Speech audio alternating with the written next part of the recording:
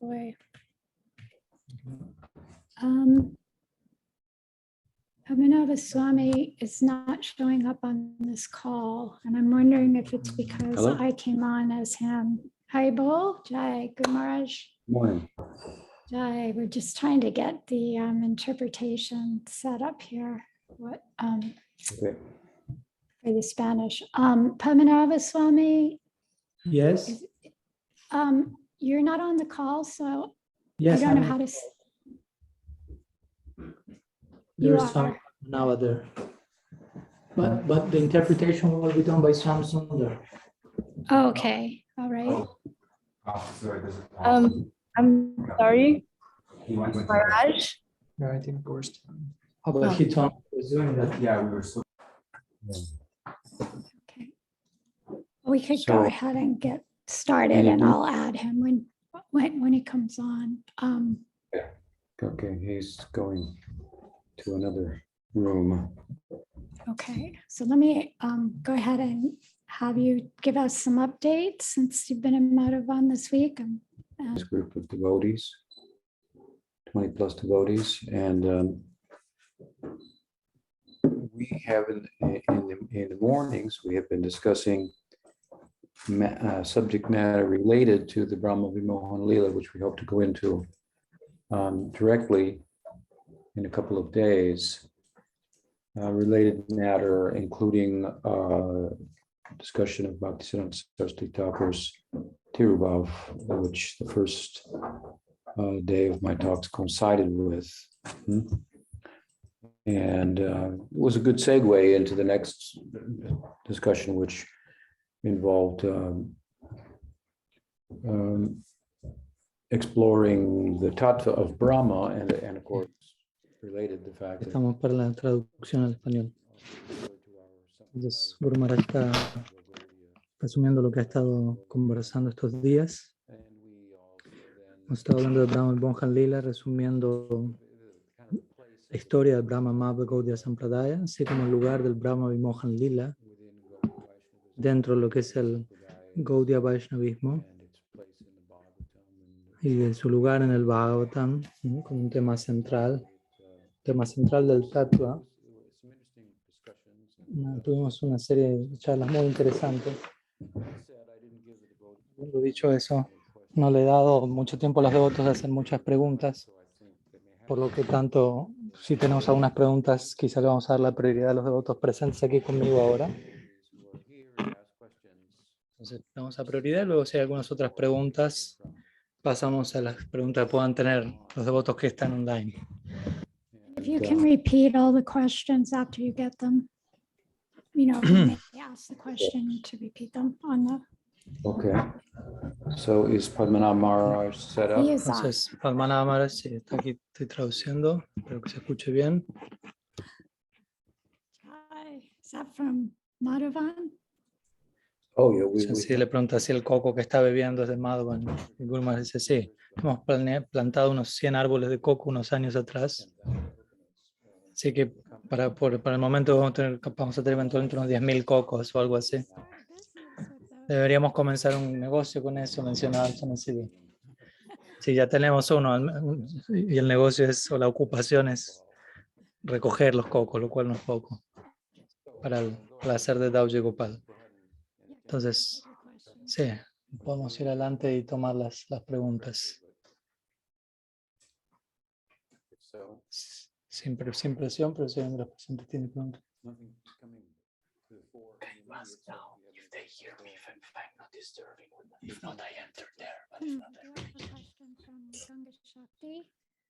Por aquí no hay todavía preguntas presentes, pero hay una pregunta de Ganga Shakti. Escribe en el chat, dice así: Srila Prabhupada a menudo escribe que tenemos que entender o realizar que no somos este cuerpo. Mientras que esto es comprensible como un concepto mental, no es fácil entenderlo en un sentido más profundo y vivir de acuerdo a esa idea. ¿Podría, por favor, darnos alguna sugerencia de cómo gradualmente avanzar en el proceso de comprender este concepto? Ella está preguntando esto, ¿desde dónde? Desde Múnich. Write it in. Ganga Shakti está en la llamada. Este fue un énfasis de Prabhupada en relación a la diferencia entre el ser y el cuerpo. O no somos este cuerpo, que era una especie de mantra que él pronunciaba. Es importante destacar que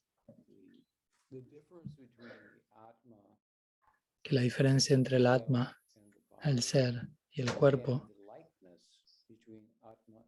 y la semejanza entre el Atma y Brahman,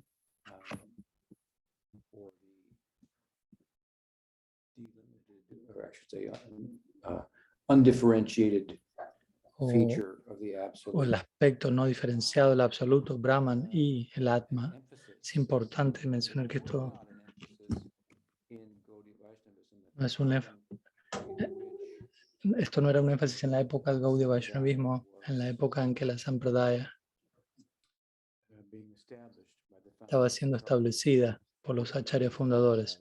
Obviamente la razón para esto es, por un lado, es que todos en India ya tenían la impresión de que no somos el cuerpo, ya que toda escuela de Vedanta enseña esto, la escuela de Sankhya lo enseña, Karma Mimamsa, aunque todos ellos son sistemas de filosofía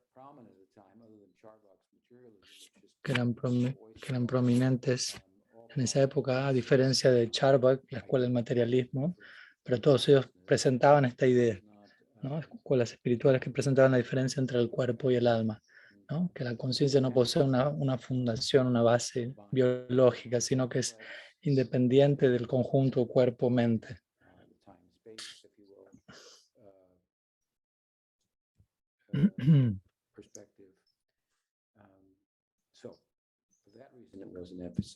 Entonces, por esa razón, en ese momento no se enfatizaba esta idea, comparativamente hablando, en relación a otros temas que sí eran enfatizados. Y la semejanza entre Atma y Brahman tampoco era demasiado enfatizada, ya que ese es el énfasis de los seguidores del sistema Advaita Vedanta, en particular, en un nivel extremo, hasta un punto en el cual nosotros no estamos de acuerdo, obviamente. Entonces sí, hay una similitud entre Atma y Brahman, pero también hay cierta diferencia para nosotros. Y es un énfasis importante de parte de los Gaudiyas. Entonces el énfasis principalmente era en relación a otros temas, en la época del inicio de la Gaudiya Sampradaya, pero llegando a la época moderna, en la campaña de Srila Prabhupada, llegando a nuevas tierras, él hizo un énfasis en la segunda parte, que hay una diferencia entre Atma y Brahman. Por buenas razones, él hizo ese énfasis. Nirvishesha Sunyavadi Paschatya Satarine. Él le gustaba referirse a sí mismo en esos términos, como desmantelando o haciendo a un lado la perspectiva impersonalista en relación al absoluto.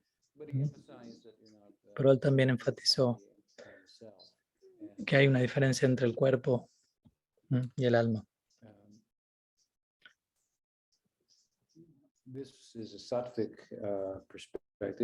Esta es una perspectiva sátvica. En el Gita se menciona que existen otras ideas en relación al ser, que son más bien de orden rayásico y tamásico. Podemos encontrar esto en otras tradiciones religiosas, como las tradiciones abrámicas. Para nosotros parece haber una confusión en estas tradiciones en relación a aquellos que no tienen claro cuál es la naturaleza del ser. Es el cuerpo, la mente, son las emociones, el alma, ¿no? A veces ellos hablan de qué ocurre luego de la muerte y simplemente dicen, bueno, el alma va al cielo. Mientras que nosotros mencionamos que el cuerpo psíquico permanece hasta que uno no se libera, y en ese cuerpo psíquico el alma se traslada a otro cuerpo. Entonces tenemos la dimensión psíquica de la materia y la dimensión física de la materia, y por encima de ello obviamente la trascendencia por encima del cuerpo y la mente.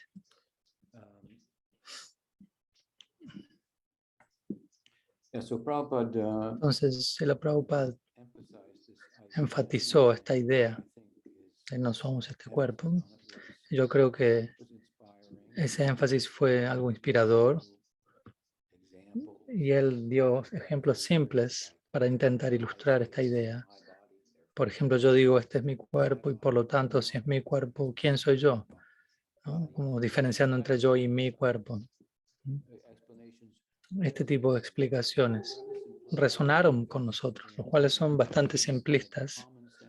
En un sentido se basan en sentido común, obviamente, pero en el momento presente, en los tiempos actuales, algo quizás pudo haber sido efectivo en la época de Prabhupada, pero que no tuvo demasiada base fue que, que la comunidad filosófica que está científicamente informada en Occidente posee otros conceptos, por decirlo así. Y lo que estaba filtrándose, por decirlo así, o difundiéndose, propagándose en esa época y que hoy en día es prominente, es el intento, diría yo, por reducir la conciencia y la mente a lo que es el cerebro, ¿no? La perspectiva más reduccionista, en donde se intenta volver a todo un aspecto del cerebro y a través de ello intentar establecer de manera definitiva, mediante evidencia observable, que no existe nada más de fuerzas físicas. Ese es el intento hoy en día. No hay un ser en última instancia. No hay religión, no hay Dios, no hay algo sobrenatural. Únicamente existe el mundo natural, mundo físico. Y esto tiene diferentes nombres. Hay diferentes versiones de esta. Entonces, en el comienzo del siglo XX y luego, ¿no?, tenemos un cambio, un traslado de lo que es la física, la perspectiva que vino de Isaac Newton, la cual era que el mundo es como un reloj, como una máquina que funciona, básicamente. Quizás hay un Dios, quién sabe. Quizás Dios puso todo esto en funcionamiento, pero ahora no está implicado, interviniendo, jugando un rol en todo ello. Ni tampoco hay otra cosa. Simplemente hay fuerzas poderosas o débiles, fuerzas nucleares, ¿no?, fuerzas gravitacionales. Eso es lo que está aconteciendo. Todo está aconteciendo a través de esa fuerza. Esa es la perspectiva de Newton. Y la conciencia era algo así como que nadie le prestaba mucha atención, no pretende ni se consideraba. Pero desde allí, desde lo que es el cambio que se dio, desde la postura de Newton a lo que es la postura de física cuántica, ese cambio ha sido resistido bastante por la comunidad científica, ya que es un cambio de paradigmas. Es problemático para la comunidad científica, pero el cambio está allí. Yo creo que más del 60% de la economía en el mundo hoy en día es conducida por una perspectiva cuántica, que nadie lo entiende.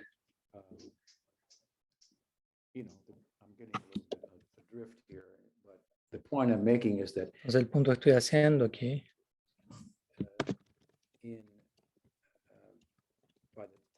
es que para la época de los 60, los comienzos de los 70,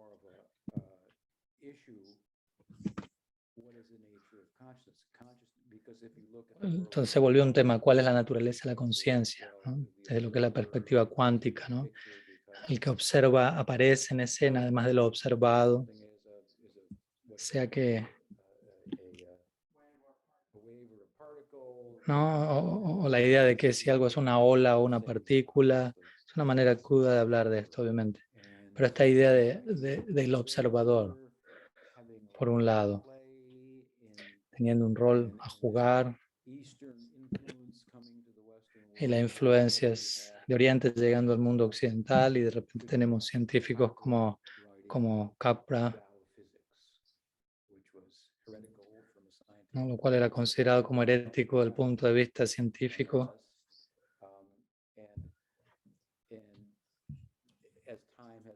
Y mientras el tiempo pasó a partir de ello, y la comunidad occidental informada científicamente se encontraron con un tema muy interesante, pero muy desafiante. Entonces, obviamente el principal punto en esa comunidad es que el materialismo como una filosofía es una realidad. Fisicalismo, naturalismo se llama a veces. No hay alma, no hay colores, dicen ellos. Simplemente existen fuerzas físicas moviéndose. ¿Qué decir de que no hay Dios? Ni siquiera no hay red, no hay rojo, no hay azul.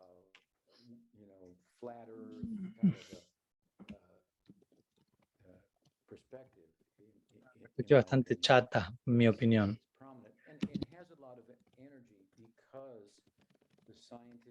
Community with its experimentation and the data derived from it and so forth has retired a lot of ideas. Esta postura ha retirado, obviamente, otras ideas como las ideas supersticiosas de cómo las cosas funcionan, por ejemplo, en relación a la medicina, en lugar de ir a un chamán como se hacía antes, por decirlo así, ahora uno va al doctor, ¿no? La vacuna.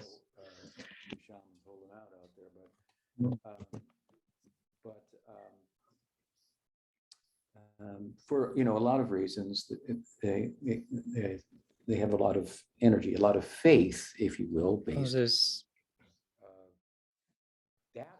sobre la base de cierta información, cierta data, surge cierta convicción, pero el gran desafío que ellos se han encontrado, la comunidad científica actual, es tratar de reducir la conciencia a la materia, tratar de reducir la realidad experiencial a lo que es una realidad no experiencial, e intentar mostrar cómo la realidad experiencial surge a partir de una realidad no experiencial. Eso es algo bastante complicado de hacer, ya que no hay nada en lo que es la realidad no experiencial, como una mesa que se asemeje en ninguna forma a lo que es la experiencia en sí misma. De hecho, uno no puede obtener experiencia a partir de una no experiencia. Uno no puede obtener una realidad que experimenta a través de una realidad que no experimenta. Pero aunque es algo difícil de lograr, siempre hay una nueva teoría que sale en relación a cómo la conciencia es parte del cerebro, etc. Entonces, Prabhupada estaba enfatizando este punto en un momento, en una época, en donde esta idea estaba difundiéndose. Aunque él dio ejemplos simples, fueron muy convincentes para personas como mí en su momento. Y también tu pregunta tiene que ver con la práctica, ¿no? Tu pregunta es cómo obtener una experiencia de esa idea que Prabhupada ha entregado. Para ser honesto con ustedes, la práctica no era algo separado del bhakti, ¿no? Como uno practicaría separadamente, no soy el cuerpo, ¿no? Quizá muchos devotos intentaron hacer eso, intentaron comer menos y dormir menos, y le preguntaban cuántos años tienes, y ellos dirían, mi cuerpo tiene tanta edad, y por lo tanto mi cuerpo esto y mi cuerpo aquello, y en sus mentes ellos estaban intentando separar una cosa de otra, pero a veces ese tipo de postura puede volverse problemática, ¿no? Porque uno dice, este es mi cuerpo allí, pero yo estoy aquí, entonces yo no cuido mi cuerpo. Y lo que sigue luego de eso, quizás es que ellos no tienen un vehículo que es lo suficientemente saludable para ellos poderse ocupar en la práctica, y que ahí terminan viéndose distraídos y cosas por el estilo. Entonces, hay diferentes énfasis en diferentes épocas y lugares, pueden ser útiles, y algunos de ellos pueden ser malinterpretados por otros, aplicados de manera errada, y necesitamos enfatizar, crear el énfasis de otro lado. Por ejemplo, la idea de no eres el cuerpo, sí, yo creo que han sido mal aplicados por algunos discípulos de Prabhupada o nietos espirituales de Prabhupada.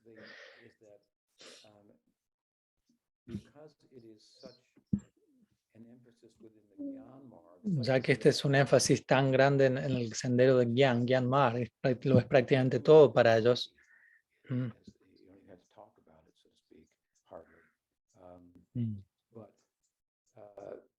Because it is so central to Siendo Gyan. que es algo tan central a Gyan, este aspecto de no somos este cuerpo, he visto que a veces da esta tendencia entre los devotos, una perspectiva orientada por Gyan, a lo que es el Bhakti, y eso termina tomando precedencia. ¿no? Entonces hay un énfasis en vairagya, en niveles extremos, renunciación, ¿no? Ya que en el Gyan Marg, vairagya o el desapego, lo que es en el cultivo continuo, dicho cultivo, el desapego es un anga, un aspecto de dicha disciplina, Gyan.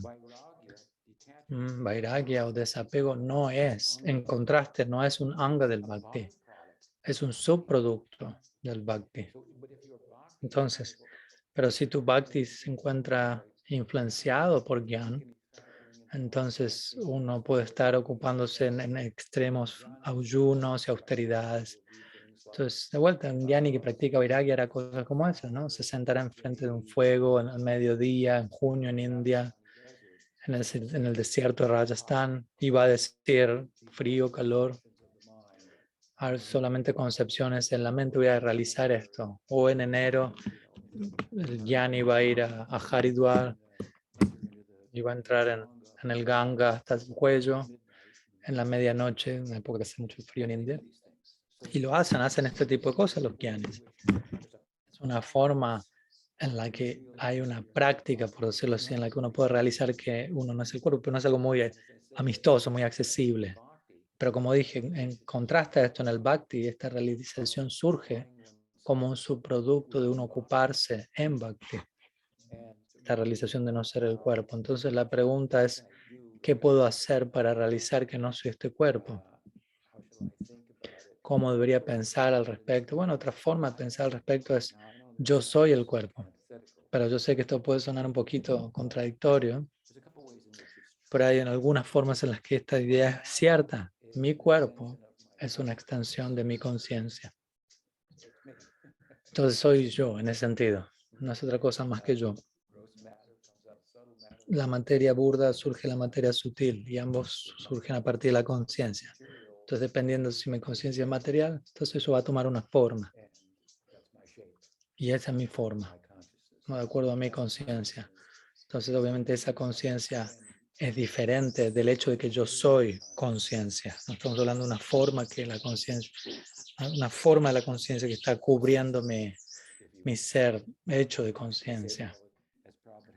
Como Prabhupada a veces lo llamaría conciencia contaminada o chitta. Entonces, para purificar la conciencia, Chetudarpana Marjana Mahaprabhu escribió esto en relación a Nam Sankirtan, al comienzo de sus enseñanzas. Entonces, se le está diciendo lo mismo, no somos este cuerpo, Chetudarpana Marjana, limpia el chitta. El órgano interno, el chitta o el cuerpo sutil, en el cual las impresiones se registran, ¿no? Y tienen un impacto en lo que uno hace, etc. Entonces, para cambiar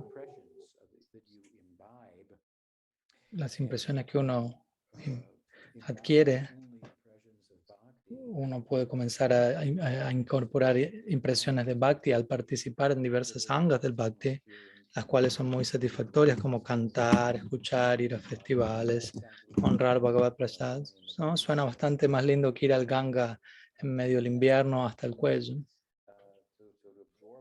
Entonces, si uno se absorbe en estas prácticas devocionales, el hacer esto es una forma de decir soy este cuerpo, en el sentido de que yo estoy diciendo yo no soy un mukta, un alma liberada, yo no soy un siddha, un ser perfecto, pero por la gracia de mi guru y los Vaishnavas, tampoco soy una vada jiva o un alma condicionada, que es lo opuesto a ser un siddha o mukta. ¿Qué soy entonces? Soy un sadhaka. Qué idea tan hermosa. Y poseo un sadhaka deha. Deha significa cuerpo, entonces mi cuerpo es el cuerpo de un sadhaka. Debería cuidar dicho cuerpo. Me recuerdo cuando era joven y estábamos en el templo de Nueva Dwarka en Los Ángeles, dormíamos en el suelo, 30, 40 brahmacharis en la noche. Y había un tacho grande con ropas y uno cerraba los ojos y agarraba lo que había ahí y era la ropa que uno vestiría ese día. Y uno con esta idea, no soy este cuerpo, renunciación, etc. No, obviamente había algunos altibajos, unos pros y contras en todo eso. Y después me recuerdo un día viéndome al espejo, poniéndome tilak, y estaba pensando, reflexionando, cómo es que las gopis se decoran a sí mismas con tanto cuidado para el placer de Krishna. Y qué tan diferente era eso de cerrar los ojos para meter la mano en un tacho y agarrar la ropa que primero saldría. Entonces ahí tuve como un clic, un cambio en mi forma de pensar, ¿no? Obviamente no es que pensé, bueno, este cuerpo no es un cuerpo de un Siddha Swarup en el lila, pero es un Sadhaka Kadesh que me va a llevar allí al lila. Y Mahaprabhu dice en el Chaitanya Charitamrita, él dice Diksha Kale, en el momento de Diksha uno obtiene un nuevo cuerpo. De eso es lo que estamos hablando aquí, Sadhaka Deha. Obviamente, Sadhaka Deha es un trabajo en progreso, es algo que está en proceso. Entonces, con este cuerpo hecho de sentidos, nuestros sentidos están en contacto con los objetos de los sentidos, y cuanto más estén en contacto con los objetos de los sentidos,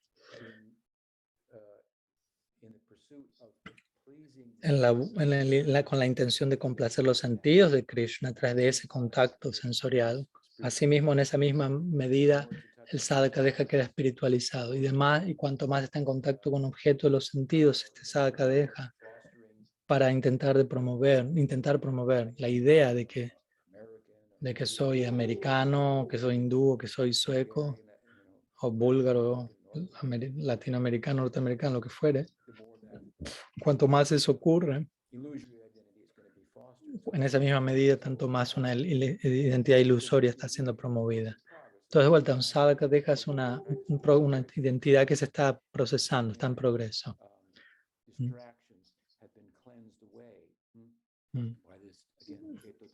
Entonces, a través de este Cheto Darpana Marjanam, esta limpieza del chita, esto se va dando, se va aclarando el panorama más y más. Hay altibajos, no nishta significa que uno va derecho, recto. No, el camino es recto, pero no quiere decir que es estrecho. Es derecho, es recto, pero no es estrecho, es amplio. Previamente es altos y bajos, curvas para arriba, para abajo, ¿no? Como que si quisiera treparme a Yamunotri o Gangotri, a la cima de los Himalayas, pero para eso tengo que atravesar distintas montañas y tengo que ir a altos y bajos. A veces estoy yendo abajo y puedo pensar, ¿qué está pasando? Estoy yendo hacia abajo. Pero si ves desde algo más amplio, te das cuenta, no, estás avanzando. El gurú ve esa imagen más grande y te va a decir, no, está bien, sigue avanzando. No estás yendo hacia abajo, en realidad. Gradualmente estás avanzando. Y obviamente aprendemos de ir hacia abajo. Entonces, en esa dinámica se conoce Anishta Bhajana Kriya. No podemos castigarnos demasiado por ir hacia abajo a veces. Pero tampoco podemos ir al otro extremo de no reconocer dónde estamos o reconocer y quedarnos ahí, no. También saber que tenemos que seguir progresando. Pero en la etapa de Anishta, como digo, el camino no es recto, pero es estrecho, ya que es seguido de reglas, regulaciones, ¿no? Y la comprensión que uno tiene es muy limitada en esa etapa. Y uno está sujeto a ocuparse en niyama graha, ¿no? Seguir reglas, pero sin entender el propósito detrás de ellas. Y eso lo lleva a uno a los altos y bajos, pero cuando uno llega a Nishta, la etapa Nishta, el camino es recto, es claro, ¿no? Que cuando uno va a la cima de la montaña y uno ve el valle del amor divino al otro lado de la montaña. Pero de vuelta, es recto, pero no es estrecho, es amplio. Todas las reglas se han convertido en realizaciones en esta etapa de Nishta. Y hay múltiples significados para ser extraídos de los textos. Entonces el texto se presenta como algo dinámico, como algo vivo, ¿no? Es como algo que explota dentro de la mente uno a diario, ¿no? Y uno es llevado a hablar acerca de ello y compartir con otro lo que surge de ello.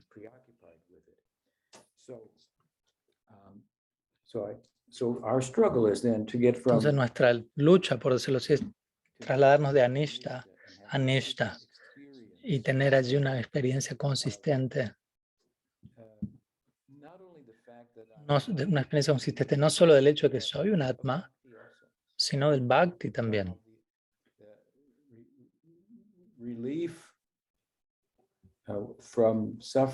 Obviamente hay alivio de sufrimiento, ¿no? Eso es parte del sadhana bhakti, kleshagni, ¿no? O sea, Ese es un aspecto del sadhana bhakti, alivio del sufrimiento. Pero también existe el ananda del bhakti, que va entrando, va llegando más y más. Entonces, es una respuesta larga a tu pregunta, pero lo que estoy diciendo en verdad es que no hay una práctica específica en donde uno practica que no es este cuerpo, sino más bien la práctica en sí misma tendría que ser: mi cuerpo pertenece a Krishna, voy a tomar buen cuidado del cuerpo en su servicio.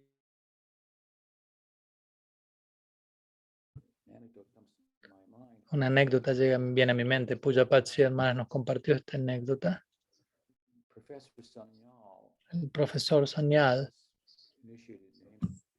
no olvidé su nombre de iniciación, pero a veces los nombres, los discípulos de Bhaktisiddhanta Sarvabhauma Thakur se presentaban con su nombre secular, ya que tenían doctorados y algunos grados profesionales, y eso tenía cierto poder, influencia en la comunidad, ¿no? Doctor tanto, ¿no? Y él es un Vaishnava, MA, BA, PhD, etc.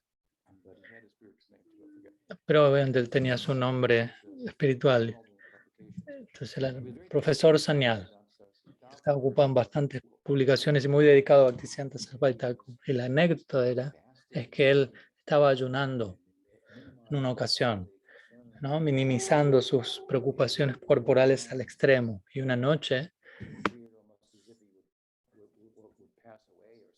parecía como si él estuviese a punto de abandonar el cuerpo. No me acuerdo todos los detalles. Y pues más dijo: creo que aquí lo estás entendiendo de manera equivocada, ¿no? Este cuerpo le pertenece a Prabhupada Bhaktisiddhanta, debes cuidarlo. Tienes cosas que tienes que hacer, él tiene que hacer cosas con ese cuerpo. Otro ejemplo que viene a mi mente es el de Sanatana Goswami. Sanatana Goswami sintió que su cuerpo era ofensivo a Mahaprabhu porque tenía heridas abiertas, y cuando él llegó a Jagannath Puri, él tenía temor de que Mahaprabhu, controlado Mahaprabhu por el afecto a sus devotos, como lo estaba, lo abrazaba Sanatana Goswami. Y Sanatana Goswami sentía que mi cuerpo no está cualificado para ello. Y Mahaprabhu entendía eso, y Mahaprabhu abrazó el cuerpo de Sanatana. Sanatana quería acabar con su cuerpo.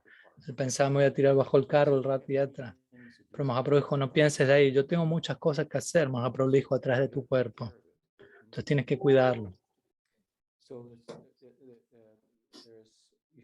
Entonces, uno puede pensar desde ese lado: soy mi cuerpo, soy este sadhaka deja, es un cuerpo que he recibido para servir a Krishna y pertenece a Krishna, etc. Entonces, estas son formas positivas de concebir esta noción. Y obviamente, al ocuparse uno en Bhakti, esto nos ayuda a ocuparnos en Bhakti, ¿no?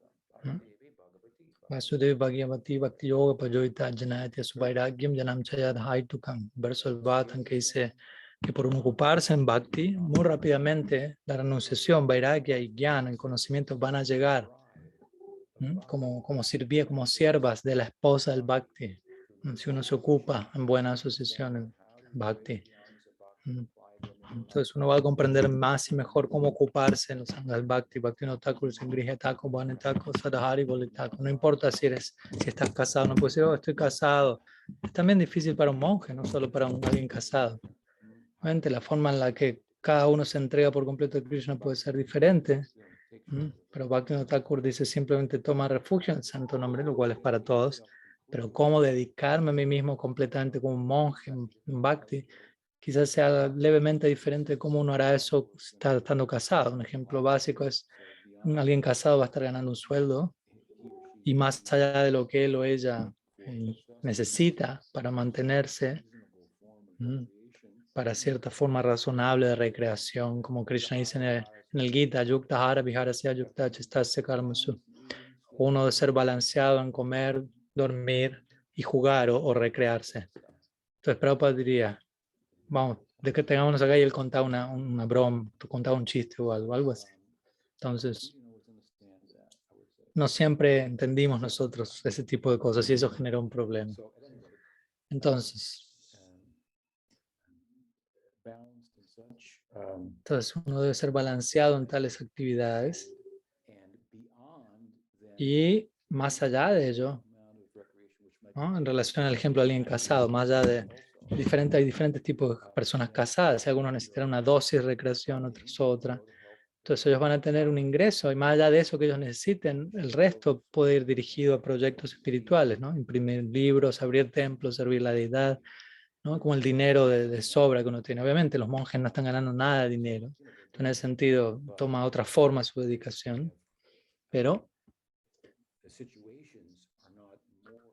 en un sentido las situaciones, casado o monje, no son una mejor o peor o más favorables o menos favorables para Bhakti. Cuando Bhakti es apropiadamente entendido, uno entiende que no es que una situación es más o menos favorable que la otra, pero bueno, tenemos que entenderlo primero y estamos intentando explicar eso de la mejor forma posible, de una manera amplia, profunda, de forma que todos los devotos sean felices, saludables y no terminen con un tipo de neurosis acerca de la práctica. Y ahí en ese momento uno, por hacer eso correctamente, uno gradualmente va a llegar a la realización. Soy eterno. No es algo que quizá uno va a experimentar en los primeros días, pero es algo que eventualmente uno va a llegar a experimentar. Que no puedo decir mucho más que eso, uno tiene que llegar a experimentarlo. Al uno absorberse en Bhakti, uno va a llegar a esa experiencia. Soy eterno, sé qué significa eso.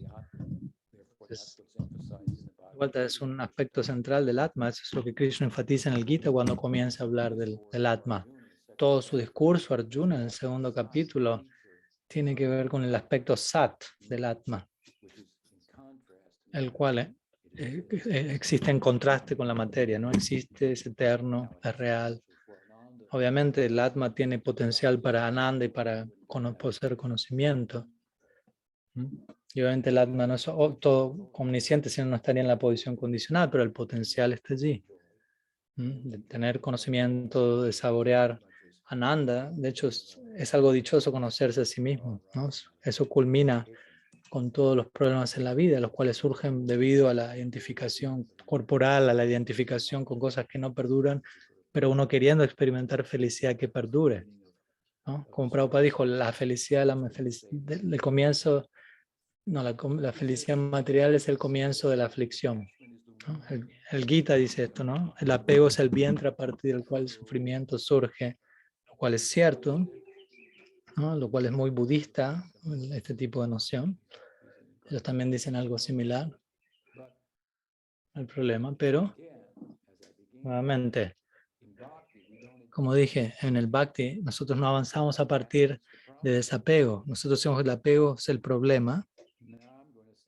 Ahora yo les estoy diciendo a ustedes, nosotros no avanzamos a partir de practicar el desapego, sino que avanzamos para practicar el apego. Pero el apego es hacia Krishna, al sadhu sangha. En Bhakti uno puede tener amigos. En Jnana uno no puede tener amigos. En yoga uno no puede tener amigos. Entonces, cuanto más mejor, por decirlo así en este caso. Y ahí tendremos ayuda en esa asociación. Entonces, cuando uno se apega a los Vaishnavas, que son importantes en nuestra vida, esa es la solución a todos los problemas, ¿no? Porque mi preocupación debería ser tener a alguien posicionado espiritualmente que esté pensando en mí, ¿no? Yo tengo que actuar de tal manera que el guru y los Vaishnavas no se vuelvan indiferentes para conmigo pensando en su caso perdido, qué hacer por él o por ella. No deberíamos generar eso. No. Prabhupada estaba feliz de que su guru lo corrigiese públicamente. Él pensaba, él está preocupado por mí. Entonces trata de pegarte a esas personas, ¿no? Es algo difícil, trata de pegarte a Krishna. Eso es lo que debería ser cultivado. Y el hecho de que uno no es el cuerpo debería ser un subproducto. Una vez le pregunté a Prabhupada, cuando yo estaba muy ocupado en distribuir sus libros, estaba sentado con él y dije, por yo distribuir sus libros, yo voy a realizar que no sea este cuerpo solo por distribuir sus libros. Y Prabhupada me dijo, tú ya has realizado eso. Porque ya estás ocupando tu cuerpo plenamente en ello. Esto no es una actividad corporal, esto es Sankirtan, etc.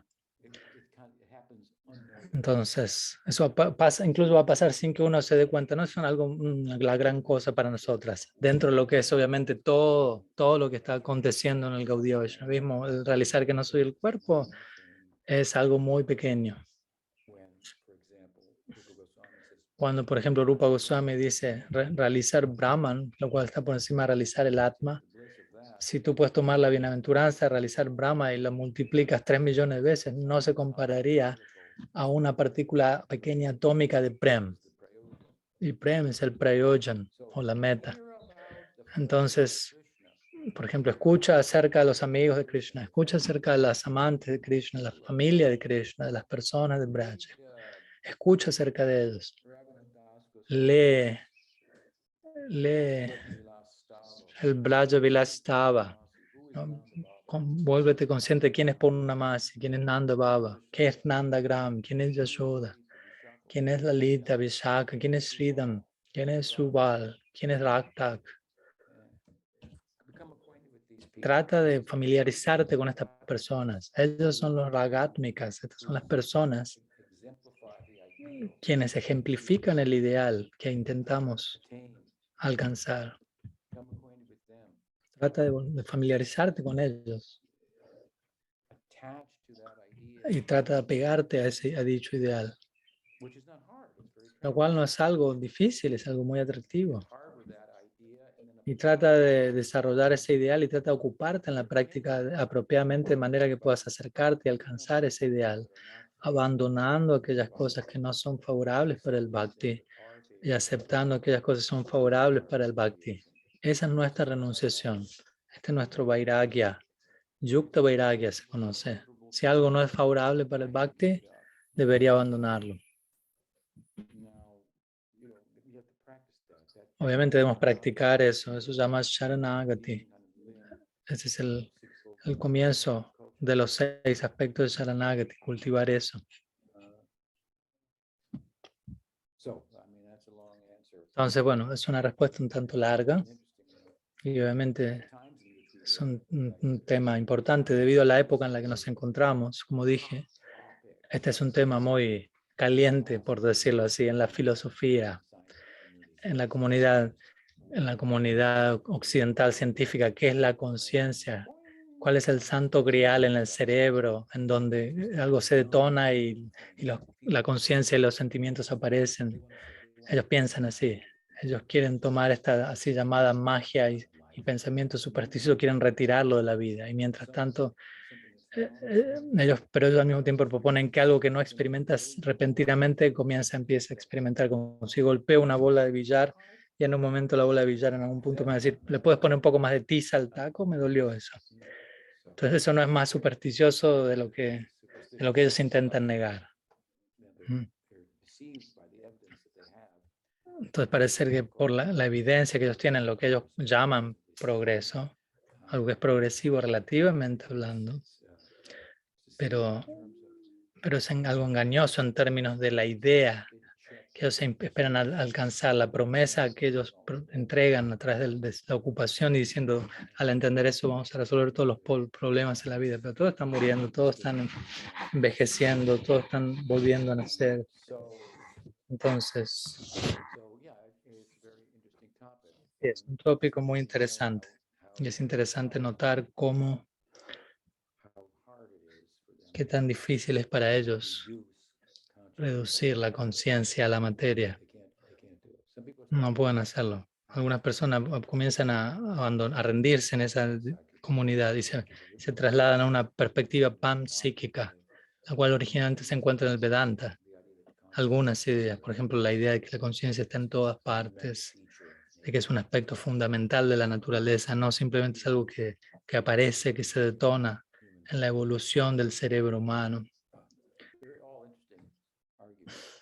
Hay muchos argumentos muy interesantes al respecto.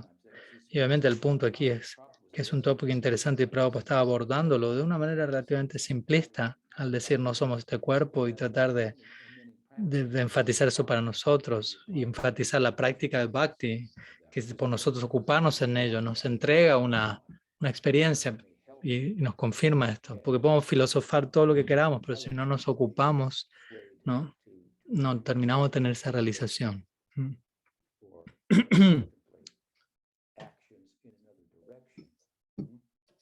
Se interrumpió la transmisión un segundo. Entonces, el conocimiento debidamente ocupado debería dirigirnos hacia la práctica del bhakti. Aquello que no puede, hablando del intelecto, ¿no? como también debemos trascender eventualmente también el uso del intelecto. O sea, no el uso, pero los límites del intelecto. Entonces la práctica nos lleva a cierta experiencia y eso es algo que nos va a confirmar profundamente y nos debería inspirar para empaparnos un poco más, entrar un poco más que entrar con las puntas de pie al océano del Bhakti Rasa, deberíamos entrar un poco más profundo. Entonces sé que es una pregunta profunda, quizás no te di una bala de plata, por decirlo así, diciéndote exactamente qué hacer, ¿no? Ve a calle 108 y realiza que no eres el cuerpo, pero es así la manera en la que nosotros pensamos en Bhakti respecto a este tema. Entonces, Did you have a question? Yes, ¿tienes there's una a- pregunta? Hay una pregunta en continuación a esto. Una crítica común del dualismo en relación a los que piensan en términos de materia y cuerpo y espíritu. Perdón, no logro escuchar muy bien. Yeah. Vamos a ver si se repite. Can you repeat it? Sí, ahí va a repetir la pregunta. La pregunta de la filosofía moderna es que Descartes, vamos a verlo por un momento, él presentó el argumento de que la mente, fue su argumento, de que la mente es diferente del cuerpo. Y él pensó que solo los humanos poseían mentes. Entonces quizás por mente él pensaba en alma, él era alguien religioso. Entonces él creó este dualismo entre mente y cuerpo, lo cual fue algo muy crudo, ¿no? Él dijo cogito ergo sum. Yo pienso, por lo tanto soy. ¿Mm? Entonces esto distanció a los humanos que siguieron los separó de la naturaleza, ¿no? Ya que los humanos comenzaron a pensar somos diferentes, tenemos una mente, nosotros realmente somos. ¿No? Entonces el punto es que uno termina utilizando la naturaleza para cualquier propósito y eso es el comienzo de la crisis ambiental, ¿no? Interesantemente en India también se presenta que hay una diferencia. Algunas escuelas como la nuestra presentan una diferencia entre conciencia y materia, pero también se presenta la idea de que hay una diferencia entre la conciencia y la mente. Entonces hay tres categorías aquí: conciencia, mente y cuerpo, ¿no? La primera, la conciencia, siendo categóricamente diferente de las otras dos, las cuales son ambas diferentes divisiones dentro de lo que es la materia. Materia sutil o psíquica y materia burda o física. Entonces, al presentar esa idea, obviamente, al mismo tiempo, ellos no separaron la humanidad de la totalidad de la naturaleza, ya que, en Oriente se presenta la idea de que la conciencia está en todas partes, en las plantas, en los animales, en las rocas. Entonces, más bien se presenta una perspectiva psíquica, la cual era muy sensible ambientalmente hablando, ¿no? La cual promovía considerar, cuidar la naturaleza. De hecho, diferentes aspectos de la naturaleza están personificados por diversos dioses y diosas. Hay templos para el dios del sol, dios de la lluvia, como formas de uno mostrar gratitud hacia la naturaleza, ¿no? Como decíamos, si uno quiere a alguien, esa persona te va a compartir todos sus secretos. Entonces, la naturaleza tiene un secreto y es que tiene un alma y ese alma somos nosotros. Entonces, el karma marga, como uno gradualmente se acerca hacia lo que es Gyan. Al uno ser religioso, ser agradecido, ¿no? De alguna manera devolver el regalo que uno está recibiendo y uno ir trascendiendo a poco los límites de la humanidad. Entonces, hay potencial en la vida humana para amar, de vuelta, lo cual es algo bien diferente a la epifanía que tuvo Descartes, ¿no? Que hay sí una diferencia entre mente y cuerpo, una forma de dualismo, pero en las escuelas de Vaishnavismo encontramos otra forma de dualismo. Ahora, por otro lado, las comunidades, los filósofos informados científicamente, no les gusta este dualismo. Y la pregunta aquí, que se presentó ahora aquí, es ¿por qué no les gusta? Por un lado hay algo material y por otro lado hay algo inmaterial.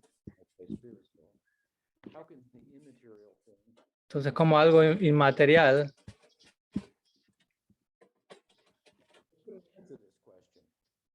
perdón, no se escuchó algo.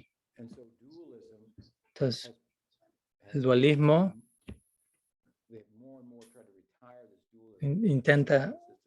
la ciencia moderna intenta retirar más y más este dualismo entre materia y mente. He escrito al respecto de este argumento en mi libro Prefacio Sagrado. Hay toda una sección al respecto sobre este argumento en particular. Entonces podría ser una respuesta larga, prefiero no irme tanto en ese detalle, pero algunos puntos vienen a mi mente al respecto. Entonces la pregunta es cómo responder a este argumento. Entonces una de las formas de responder es, ya que el argumento es cómo es que la mente, la cual es algo material, puede influir, cómo la mente puede influenciar algo no físico como la mente, cómo tener influencia sobre algo que es físico, el cuerpo. Entonces una de las formas en las que nosotros responderíamos esa pregunta en particular, presentada de esa manera, es no entiendes. Mente, no, psíquico y físico son ambos partes de una misma cosa. Son simplemente distintas categorías dentro del mismo departamento. Entonces esa es nuestra enseñanza, básicamente. En otras palabras, la mente está influenciando la materia, ¿no? La materia psíquica está influyendo la materia física. Ambos son materia. Entonces, ¿cuál es el problema? Pero el problema es que, como dije antes, bueno, vemos que hay gravedad, alguien puede decir, no podemos verla, pero de alguna manera parece estar aconteciendo. Vemos fuerzas nucleares electromagnéticas, más fuerzas, más débiles en la naturaleza, pero no vemos fuerzas mentales influyendo el mundo físico.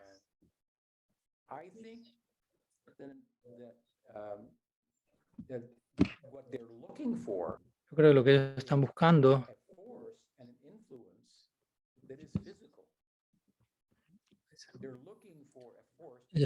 una fuerza, una fuerza, pero dicen que el concepto no es físico. Realidad. Lo cual no tiene mucho sentido. Siguen. En otras palabras, no lo vemos, pero quizás es invisible.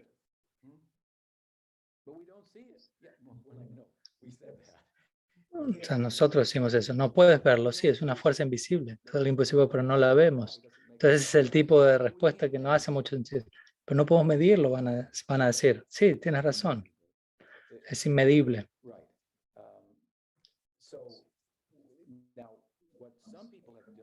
Entonces lo que algunas personas han hecho, a quien no les gusta esta idea materialista, es se han movido hacia lo que es la noción de lo paranormal, buscando ejemplos en el plano paranormal, en donde la mente está influyendo la materia. Por ejemplo, donde hay telepatía, en donde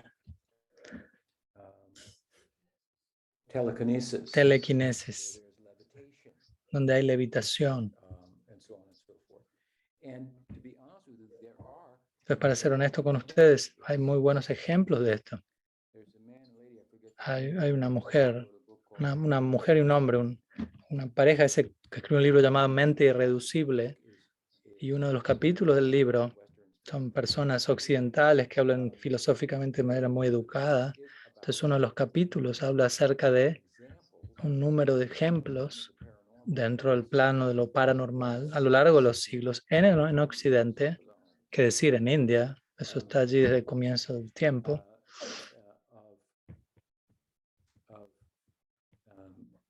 Lo que nosotros llamaríamos milagros, levitación. Ellos citan un sacerdote, un santo católico, creo que se llama el santo volador o algo así. El otro día lo mencionamos. Y así, muchos ejemplos. Entonces el punto es este tipo de ejemplos, quizás sean pocos en general, comparado y hay una tendencia a sacarlos de lado, decir, no, debe haber otra explicación, no debemos lidiar con eso. No hay data suficiente de ese tipo para sostener ese punto. O tenemos una persona llamada Stevenson, creo, que habla acerca de la reencarnación. entrevistó a personas que recordaban sus vidas previas. ¿No? Gurunista, mi discípulo, por ejemplo. Su hermano, creo. No, su sobrino recuerda que Gurunista era su madre en Bengal, en su vida previa. Y conoce ciertos detalles al respecto y cosas así. Entonces hay cosas así. Esta persona, Stevenson, colectó toda esta data. Pero obviamente de vuelta no estaba muy bien, no tenía demasiado dinero para sostener su investigación, no fue muy apreciado entonces y fue arrojado a un lado, por decirlo así. Pero interesantemente también se considera que cuando Newton comenzó a hablar de gravedad, pensaban que estaba enloqueciendo, estaba volviendo el pensamiento culto o algo así, ¿no? Todos pensaban la única forma en la que las cosas se mueven en este mundo es que un objeto físico golpea a otro, obviamente, todos pensaban en esa época. Y Newton está diciendo que hay un asunto invisible, una cosa invisible llamada gravedad y que las cosas se mueven debido a ello. Entonces, las personas en esa época pensaban, él ya estaba inclinándose a una mentalidad más de culto. Pero de vuelta, obviamente, eso quedó integrado en el pensamiento científico actual. Entonces hay algunos buenos ejemplos. Quizás no hay muchos, pero hay suficientes como para poner patas para arriba el paradigma presente que se tiene al respecto.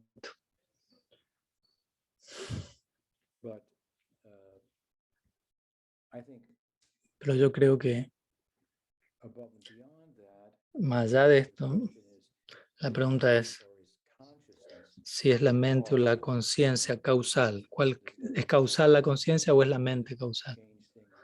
¿No? Generan cambios en el mundo, en otras palabras. Bueno, esa es la manera en la que nosotros vivimos nuestra vida. Vivimos nuestra vida de tal forma en que los pensamientos son importantes. Entonces, si uno quiere decir que los pensamientos no interesan el materialismo, va a decir eso, los pensamientos no tienen influencia en el mundo. Bueno, en ese caso, estás hablando de algo que es imposiblemente llevar a la práctica. Entonces, si no lo puedes llevar a la práctica, ¿de qué tanta valor tienen tus palabras? Nadie puede llevar en la práctica la filosofía del materialismo a la práctica. En esa filosofía, la del materialismo, ¿no? Vamos a los hechos. Para ellos nada importa. No importa si tú matas a alguien en la calle, de acuerdo al materialismo, o si le das de comer a un niño hambriento el día de Navidad. Técnicamente hablando es lo mismo para ellos, son movimientos materia. ¿No? Estoy diciendo está todo en la mente, lo cual es, nadie puede vivir de esa manera, es imposible. Entonces, ¿cuál es el valor de semejante filosofía? Y mientras tanto, tenemos otras formas muy hermosas de ver las cosas. Si tenemos un proceso, un método para realizar de que existe algo inmaterial, un ser, y de que posee un impacto en el mundo. Lo vemos en los místicos y objetivamente vemos que los místicos han conquistado su humanidad, lo cual es algo sobrenatural. Han conquistado la mente, controlado sus sentidos. Eso es algo sobrenatural, inténtalo. No es fácil, es milagroso. Entonces, ahí tenemos evidencia externa observable que da credibilidad al reporte que ellos dan de la naturaleza de su experiencia interna en relación a qué es el alma, qué es la mente. ¿A quién vas a escuchar acerca de qué es la mente? ¿De quién prefieres escuchar? ¿Quieres escucharte a ti mismo? Bueno. ¿Quieres escuchar a un psicólogo? Quizás a un cierto nivel. Cómo funciona la mente, cómo puede que no funcione, cómo funcionará mejor. Pero ¿qué es la mente? ¿Quieres ir a la ciencia, a la filosofía, el mundo moderno, en donde la perspectiva general es que únicamente estamos hablando de un cerebro aquí? Estas son personas que han investigado esto, pero ellos mismos no tienen control de su propia mente. O tú vas a preferir escucharlos a ellos o escuchar a alguien como Vyas, quien en Samadhi, con una mente completamente controlada, tuvo una experiencia de sí mismo y de Krishna. Si alguien puede controlar su mente, eso es algo objetivo. Y en la medida en que eso ocurra, esas personas están controlando sus sentidos, están controlando su humanidad. Quizás esa persona, el reporte que esa persona entregue sea digno de ser escuchado. Y sí, la mente y la conciencia poseen cierta eficacia causal en el mundo, pero esto no puede ser establecido de la manera que otras influencias físicas pueden ser trazadas, seguidas. ¿Qué decir de influenciar? Nosotros decimos que la conciencia, nosotros tenemos una idea reversa, invertida de esto, ¿no? Ver donde Berkeley, por ejemplo, el que dice él fue el que dijo si un árbol cae en el bosque y nadie está allí, no ocurrió eso, ¿no? Un idealismo extremo. Entonces nosotros queremos invertir el extremo materialismo. Por otro lado tenemos el extremo idealismo de Berkeley. Entonces uno puede decir cómo la materia puede influenciar la conciencia, ¿no? En lugar, nosotros decimos que hay algo llamado materia, pero lo llamamos Maya, ¿no? Que significa no es lo que parece ser, es algo diferente. E intentar capturar eso es Maya. El acto mismo de intentar medirla y tratar de controlarla, eso es imposible. Eso es lo que es, ¿no? Si quieres hablar en términos cuánticos, es potencialidad. Entonces, yo creo que una de las formas, una de las direcciones en las cuales la filosofía moderna, donde la filosofía moderna lidiar con este problema ha llegado, es hacia la dirección de, ¿cuál es el nombre de este filósofo australiano? Quien estableció la frase, quien creó la frase, el problema del corazón, el problema duro de la conciencia. Entonces, ¿cómo puede haber una experiencia en algo que no experimenta?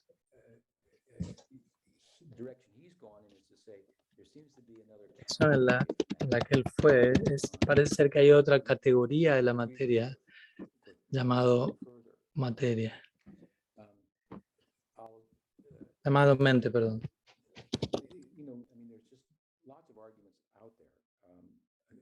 Counter to this, better than the ones I'm giving, I suppose, or more in their own language, scientific speak and so forth. But I like Entonces, personalmente, me gusta el experimento de la mente que se hizo con alguien, no me acuerdo el nombre. Alguien fue puesto en un cuarto, aislado en ese cuarto, nació en ese cuarto y querían darle el entendimiento de qué es el rojo. Entonces le revelaron todas las propiedades físicas del rojo. Existen propiedades físicas a lo que es el color rojo. Entonces ella sabía esto, ¿no? Pensando, bueno, ellos pensaron, bueno, si ella sabe todas las propiedades físicas del rojo, debe saberlo todo en relación al rojo. Pero luego ella sale del cuarto y ella ve el rojo. Y es algo completamente diferente de todas las propiedades físicas que había aprendido el rojo. Entonces ahí al salir y ver el rojo, ella tiene cierto conocimiento de qué es el rojo a través de experiencia, y eso no está ahí en el cuarto, entonces lo sí, dio todo lo otro.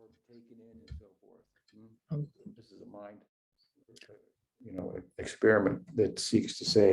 es un experimento en relación a la mente que intenta mostrarnos que hay algo más allá de algo físico, y obviamente es algo misterioso comparativamente hablando, y uno quizás quiere medir ello, pero el instrumento es el que mide más que ser lo que es medido. Entonces, son cambios de temas. Ahí se interrumpió la transmisión por un momento. Aún no estamos del todo conscientes de la naturaleza de la mente y de la conciencia, es por eso estamos haciendo las preguntas, estamos haciendo. En fin, ¿qué más? Another question? Do you want ¿Alguna otra another pregunta? question? Okay, Matthew has a question. He is not able to Matthew tiene una pregunta. ask it. Quizás él no la puede hacer él mismo, así que la escribió. Dice, Question is, would you please pregunta, dice, ¿podría por favor hablar acerca de la importancia y el significado de Diksha, iniciación? ¿Qué tan importante es la iniciación para uno progresar a través de las etapas del Bhakti? ¿Puedo dar una respuesta? Sí, breve. No se ríen los devotos, porque obviamente es algo que requiere un buen tiempo de responder, pero bueno, en breve, Imparting them. Diksha en esencia Diksha implica impartir el mantra. Entonces el guru imparte el mantra. Y el mantra es un sonido, una representación sonora de la deidad. Entonces a través del sonido, a través de las sílabas, el guru se revela a sí mismo, a sí misma. En el Archan, por ejemplo, que se refiere a la morada ritual, del ritual dentro de lo que es Bhakti, en donde se adora la deidad de Krishna. Allí el mantra que corresponde con la deidad es empleado en ese plano del ritual se utiliza el mantra para el practicante para que pueda para generar, invocar la realidad de la presencia de la deidad allí. Parte del lenguaje del plano del ritual, por decirlo así. Entonces es muy esencial para ello, para ese anga del Bhakti, el cual es un anga prominente en nuestra escuela, con buena razón, pero más allá de eso, como digo,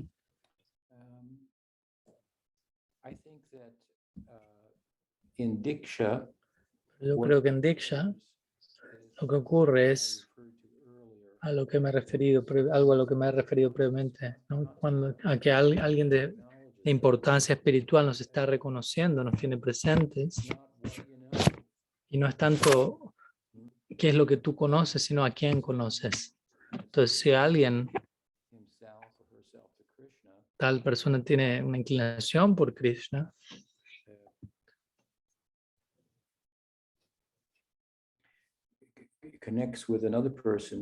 entonces, y uno se conecta con otra persona como es a través de Diksha. Entonces, psicológicamente hablando, la naturaleza del amor es, bueno, si tú me amas a mí, entonces tú amas a mi perro también, ¿no? Quien es muy querido para mí, por extensión. Entonces queremos llevar eso a la práctica. Quizás ya tenemos eso de forma informal, pero también queremos que eso sea oficializado, ¿no? Quizás ya está ahí informalmente, lo cual es el trabajo de cimiento, por decirlo así, para comenzar. Así como, ¿no?, uno tiene que enamorarse antes de casarse. Entonces la conexión ya está allí, pero luego se solidifica a través de la iniciación. Entonces, pero obviamente, más allá de eso se entrega el mantra, y este mantra es esencial para la práctica. Entonces, son algunas ideas al respecto.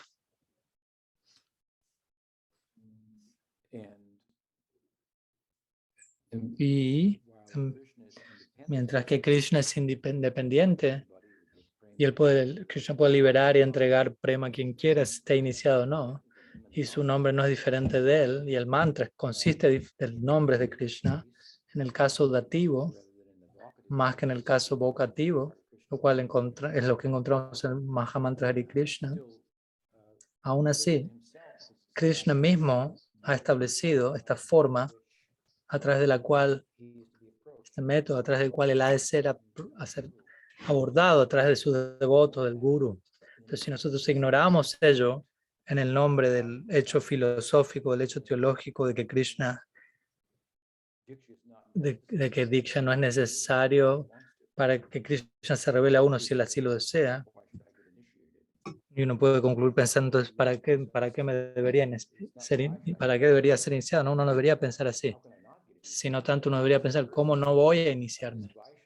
Siendo que esta persona, este Vaishnava, debo iniciarme. debo tener esa conexión, ese es un sentimiento que debe surgir, algo muy positivo.